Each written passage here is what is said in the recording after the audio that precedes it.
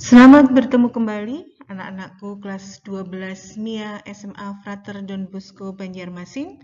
Mari belajar biologi pada bab metabolisme, ya.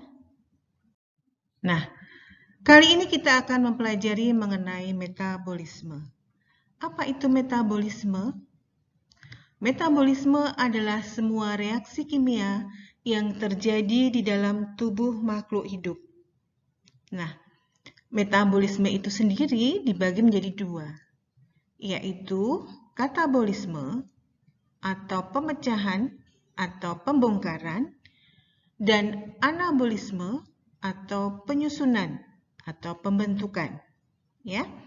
Jadi katabolisme adalah pemecahan senyawa kompleks menjadi senyawa yang lebih sederhana lagi. Contohnya pada respirasi aerob dan respirasi anaerob atau fermentasi. Sedangkan anabolisme adalah penyusunan senyawa-senyawa sederhana menjadi senyawa yang lebih kompleks. Contohnya adalah fotosintesis dan kemosintesis. Ya. Pada proses metabolisme, ada hal yang sangat penting yang perlu kalian tahu, bahwa ada peranan enzim di sini. Ya. Jadi, peristiwa metabolisme sangat memerlukan adanya enzim. Untuk itu, kita bahas terlebih dahulu mengenai enzim. Yang pertama mengenai struktur enzim. Pasti kalian sering mendengar ya tentang enzim. Ya. Berdasarkan penyusunnya, enzim itu dibedakan menjadi dua. Ya. Ada enzim sederhana dan ada enzim kompleks atau holoenzim atau enzim konjugasi. Ingat ya, jadi enzim berdasar penyusunnya ada dua. Enzim sederhana apabila ya, penyusunnya semuanya berupa protein. Oke. Sedangkan enzim yang lebih lengkap yaitu enzim kompleks atau holoenzim atau enzim konjugasi itu tersusun dari dua komponen. Komponen protein biasa disebut apoenzim dan komponen non-protein ya, komponen non-protein atau gugus prostetik. Oke. Jadi enzim yang lengkap itu terdiri dari apoenzim dan gugus prostetik. Apoenzimnya berupa protein, gugus prostetiknya berupa non-protein. Lalu gugus prostetik itu berupa apa saja? Gugus prostetik terdiri dari koenzim, yaitu senyawa-senyawa organik, contohnya vitamin, koenzim A, NADH, ya. Sedangkan gugus prostetik yang berupa kofaktor adalah senyawa-senyawa anorganik, ya, senyawa logam. Contohnya Cu, Fe, Na, Zn. Nah, itu ya. Nah, jadi enzim itu pada dasarnya tersusun atas protein. Sehingga enzim ini ya, tidak tahan oleh suhu tinggi. Jadi ketika suhu tinggi, enzim akan mengalami denaturasi atau rusak. Karena itu ciri dari protein. Ya. Enzim sendiri tersusun dari protein, sehingga dia mempunyai sifat itu. Ya, jika dalam suhu yang tinggi akan mengalami denaturasi. Tetapi kalau pada suhu yang rendah, dia akan tidak aktif ya. Enzim ini tidak akan aktif. Oke, itu struktur enzim. Berikutnya sifat-sifat enzim. Apa saja sifat enzim? Yang pertama, enzim itu dikatakan sebagai biokatalisator atau katalis ya, sehingga dia mempercepat reaksi. Ya. Jadi enzim itu dapat mempercepat reaksi pada proses metabolisme dengan cara memperkecil energi aktivasi. Ya. Jadi dia bisa mempercepat reaksi dengan memperkecil energi aktivasi. Apa itu energi aktivasi? Energi aktivasi adalah energi awal ya saat reaksi. Itu akan diperkecil kalau ada enzim. Yang kedua, ya, sifat yang kedua, bahwa enzim dipengaruhi oleh suhu dan pH. Ingat bahwa komponen dari enzim itu ada protein, sehingga dia sangat dipengaruhi oleh suhu, di mana suhu yang tinggi akan membuatnya rusak, dan suhu rendah membuat enzim tidak aktif. Ya, lalu enzim itu punya pH yang berbeda-beda setiap enzimnya. pH optimumnya berbeda-beda. Misalkan enzim petialin yang ada di mulut, berarti dia bekerja pada pH yang netral. Ya, dia mampu bekerja baik pada pH netral. Lalu enzim yang ada di lambung, misalkan pepsin, ya, berarti dia mempunyai pH optimumnya pH yang asam. Nah, dia dapat bekerja baik pada pH asam ada di lambung. Demikian seterusnya, ya. Jadi punya pH yang berbeda-beda sesuai dengan karakteristik dari enzim masing-masing. Yang ketiga, bahwa enzim bekerja secara spesifik. Mengapa? Karena enzim memiliki sisi pengikatan khusus yang hanya bisa menyatu dengan substrat yang khusus juga. Ya. Jadi kerjanya secara spesifik pada substrat tertentu. Misalkan, ya, enzim lipase, maka dia substratnya yang sesuai adalah lipid. Hanya dapat bekerja pada lipid. Ya. Enzim amilase akan bekerja pada substrat amilum.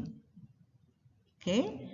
Berikutnya, bekerja secara bolak-balik atau reversible. Artinya tidak menentukan arah reaksi. Bekerja secara bolak-balik. Enzim itu ya, enzim akan mengubah substrat menjadi produk. Berarti dia bisa bolak-balik. Demikian juga akan menguraikan produk kembali menjadi substrat. Baik, berikutnya diperlukan dalam jumlah sedikit. Mengapa hanya sedikit? Karena enzim itu tidak ikut bereaksi.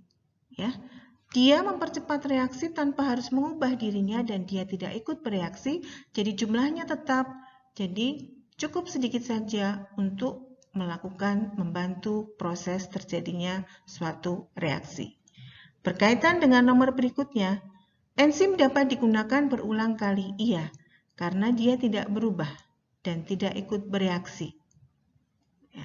Kemudian sifat berikutnya adalah merupakan koloid, ya, karena dia terdiri dari protein, jadi memiliki sifat seperti protein, memiliki permukaan antar partikel yang besar sehingga bidang aktivitasnya sangat besar. Ya, itu. Dan yang terakhir dapat bereaksi dengan substrat basa maupun substrat asam. Oke. Nah, berikutnya faktor-faktor apa yang mempengaruhi kerja enzim? Nah, 1. Suhu atau temperatur pasti mempengaruhi ya. Setiap enzim punya suhu yang optimum. Ingat bahwa enzim dari protein sehingga dia akan mengalami denaturasi atau rusak bila suhunya terlalu tinggi, ya. Dan tidak akan aktif kalau suhunya rendah. Oke. Kemudian faktor yang kedua adalah perubahan pH. Ya, enzim memiliki pH optimum yang berbeda-beda, memiliki karakteristik. Ya, jadi kalau memang enzim itu bisa bekerja pada pH asam, ketika dia berada pada pH basa, tentunya tidak bisa bekerja dengan baik. Berikutnya adalah konsentrasi enzim. Artinya begini, jumlah enzim dalam suatu reaksi apabila ditambahkan makin banyak, itu akan mempercepat reaksi, ya. Ditambahkan sampai terbentuk kecepatan yang konstan, ya. Sampai pada ketika semua sisi aktif enzim sudah mengikat semua substrat, maka tercapailah kecepatan reaksi yang konstan. Nah, yang keempat, konsentrasi substrat, ya. Dengan catatan jika jumlah enzimnya tetap. Jika substrat ditambah, maka semua enzim akan mengikat substrat pada sisi aktifnya sehingga reaksi akan lebih efektif, efisien, dan berlangsung dengan cepat. Yang kelima adalah zat penggiat atau aktivator ya. Ada Ca, Mg, Mn, dan sebagainya. Nah, berikutnya ada juga faktor berupa zat penghambat atau inhibitor. Inhibitor ada dua macam. Inhibitor kompetitif dan inhibitor non-kompetitif. Apa itu bedanya? Nah, kita pelajari dulu mengenai inhibitor. Berikut tentang inhibitor. Penjelasan tentang inhibitor. Yang pertama adalah inhibitor kompetitif, dari kata kompetisi. Berarti ada persaingan dalam inhibitor ini, ya. Inhibitor ini berikatan secara kuat di sisi aktif enzim. Inhibitor ini akan bersaing dengan substrat untuk menempel di sisi aktif enzim. Perhatikan gambar enzim ini, kalian lihat, itu ada cekungan ke dalam, ya. Itu adalah sisi aktif enzim, ya. Yang berwarna hijau adalah inhibitor. Kemudian di depan inhibitor, di bawahnya ini adalah substrat, ya. Nah, mempunyai sisi yang akan menempel sama dengan sisi aktif enzim. Nah, mereka bersaing siapa yang cepat menempel, ya. Nah, ini inhibitornya yang duluan menempel menutup sisi aktif enzim sehingga substrat tidak bisa menempel, ya, tidak bisa menyatu. Sehingga tidak terbentuk kompleks enzim substrat, melainkan yang terbentuk kompleks enzim penghambat. Akhirnya tidak terjadi produk atau tidak menghasilkan apa-apa. Nah, inhibitor ini bersifat irreversible, artinya dia bisa dihilangkan. Bagaimana caranya? Menambahkan jumlah substrat. Itu ya, kompetitif ya. Oke. Berikutnya, inhibitor non-kompetitif. Berarti tidak ada kompetisi. Nah, kalau kompetitif tadi, inhibitornya berebut untuk menempel di sisi aktif, tapi kalau inhibitor non-kompetitif, ya, inhibitornya akan berikatan di sisi allosterik enzim. Sisi allosterik adalah sisi lain selain sisi aktif. Setelah menempel, akan mengubah bentuk sisi aktif enzim, akibatnya enzim rusak sehingga tidak dapat berikatan dengan substrat. Ya, bersifat reversible. Inhibitor ini contohnya PB, HG, AG ya. Oke. Ini kalian lihat gambarnya, sisi allosterik ya. Ini sisi allosterik. Ya. Maka penghambatnya cukup nempel di sisi allosterik. Kalian lihat sisi aktifnya akan berubah. Ya, kalian lihat sisi aktif pada enzim itu akan berubah. Oke. Sehingga ketika substrat datang tidak bisa menyatu karena bentuknya tidak sesuai, tidak cocok. Itu ya. Ingat, kalau kompetitif bersifat irreversible, non-kompetitif bersifat reversible. Mekanisme kerja enzim. Ya, kerja enzim itu sebenarnya enzim akan bertemu dengan substrat, menyatu, membentuk kompleks enzim substrat, lalu terbentuklah enzim dan produk. Produk akan dilepaskan, enzim bentuknya tetap karena dia tidak ikut bereaksi. Ya, oke. Nah, mekanisme kerja enzim ini ada dua teori. Yang pertama adalah teori gembok kunci, lock and key, ya. Dikemukakan oleh Emil Fischer pada tahun 1894. Menurutnya, enzim hanya dapat berikatan dengan substrat yang punya bentuk yang khas, yang spesifik, yang sesuai dengan sisi aktif enzim. Nah, dalam perumpamaan ini enzim dianggap lognya, gemboknya, ya, yang punya sisi aktif. Substrat dianggap kuncinya, ya. Oke, lalu punya sisi yang sesuai dengan sisi aktif, sesuai ya. Kita perhatikan ilustrasi ini. Nah, jadi gembok yang lebih besar itu enzimnya. Punya lubang, di mana lubangnya itu bentuknya sesuai dengan kunci.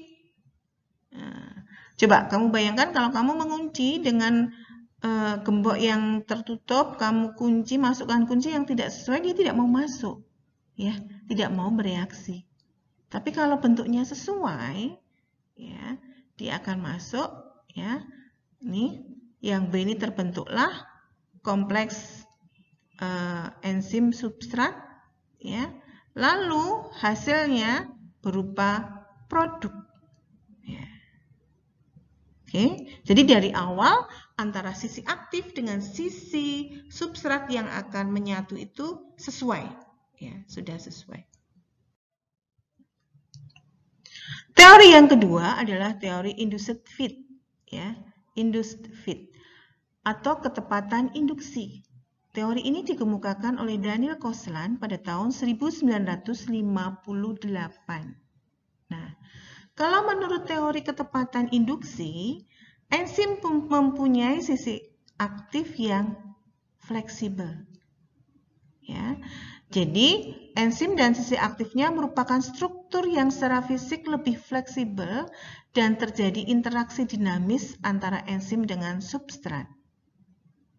Jadi pada awalnya, kalian lihat yang merah ini enzim, ya, punya cekungan. Kalau kalian perhatikan cekungan pada enzim ini bentuknya tidak sama dengan tonjolan pada substrat, tidak sesuai, ya. Tetapi ya, kalau substrat sudah mendekat pada enzim, maka enzim akan terinduksi sehingga bentuk sisi aktifnya akan menyesuaikan dengan substrat. Nah, sehingga bisa masuk. Oke. Lalu terbentuklah kompleks enzim substrat. Nah, kalau sudah terjadi reaksi, maka terbentuk hasil atau produk dengan enzim, ya. Dilepaskan hasilnya bentuknya sudah beda dengan ketika masih berbentuk substrat. Itu ya. Jadi kalau ketepatan induksi, sisi aktifnya lebih fleksibel, meskipun dari awal bentuknya berbeda atau bentuknya tidak sesuai dengan sisi substrat, namun terjadi induksi, semakin mendekat, maka sisi aktif enzim akan menyesuaikan dengan sisi substrat. Ya. Kemudian enzim dengan energi aktivasi, hubungannya gimana sih? Energi aktivasi tadi sudah saya bilang bahwa energi awal yang diperlukan pada saat reaksi, ya. Jadi kalau suatu reaksi tanpa enzim itu kalian lihat akan berupa grafik merah, ya. Energinya tinggi sekali yang diperlukan. Oke. Dan waktu untuk mencapai produknya lama, untuk menghasilkan produknya, ya. Oke. Nah, tetapi kalau dengan enzim kalian lihat grafik yang berwarna biru, itu tidak akan terlalu tinggi, jadi energinya tidak akan terlalu banyak dan lebih cepat mencapai produk atau menghasilkan produk. Ya. Energi aktivasi, energi awal. Bayangkan kalian mau mendorong lemari yang isinya buku, itu kan berat sekali. Awal kalian mendorong itu kan memerlukan energi besar. Ketika lemari itu sudah mulai berjalan, itu sudah enak kalian mendorongnya, ya. Ketika banyak pendorong, itu artinya ada enzimnya banyak, itu akan lebih mudah, lebih ringan. Oke, demikian anak-anakku untuk metabolisme bagian pertama.